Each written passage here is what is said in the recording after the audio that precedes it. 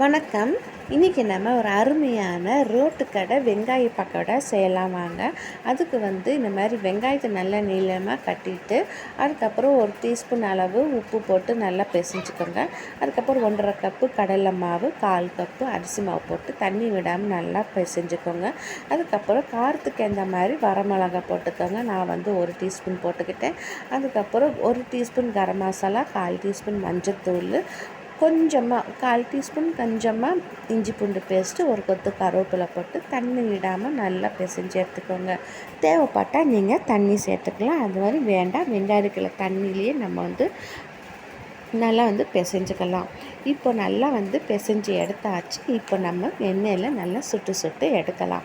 இப்போது எண்ணெய் நல்லா காஞ்ச அப்புறம் நம்ம கொஞ்சம் கொஞ்சமாக இந்த மாதிரி போட்டு எடுத்துக்கோங்க.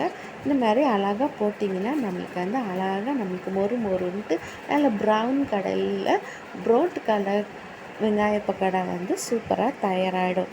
ஆனால் போட்ட உடனே நம்ம டக்குன்னு திருப்பி போடக்கூடாது. ஒரு 3 நிமிஷமாச்சும் நம்ம வெயிட் பண்ணணும்.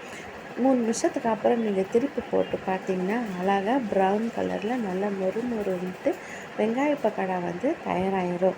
இதுக்கு நல்ல ஒரு ஸ்ட்ராங்கான டீ, காஃபி இல்லை சுக்கு காஃபி இந்த மாதிரி வச்சு நீங்கள் ஈவினிங் ஸ்நாக்ஸ் மாதிரி சாப்பிட்டிங்கன்னா அந்த ஈவினிங் ஸ்நாக்ஸோடு அந்த ஈவினிங்கே அவ்வளோ பிரமாதமாக இருக்கும். பார்த்தாவே தெரிஞ்சு எவ்வளோ சூப்பராக வந்திருக்குதுன்ட்டு. உங்கள் வீட்டில் ட்ரை பண்ணி பாருங்கள். உங்கள் வீட்டில் இருக்க எல்லாத்துக்கும் செஞ்சு கொடுங்க. இப்போது நம்மளோட சூப்பரான ரோட்டு கடை வெங்காய பக்கோடா ரெடி ஆகிடுச்சு. நல்ல மொறுப்பான சாஃப்டான வெங்காய பக்கோடா ரெடி. உங்களுக்கு இந்த வீடியோ பிடிச்சுன்னா லைக் பண்ணுங்கள், சேனலில் சப்ஸ்கிரைப் பண்ணுங்கள். தேங்க்யூ ஃபார் வாட்சிங் ஃப்ரெண்ட்ஸ்.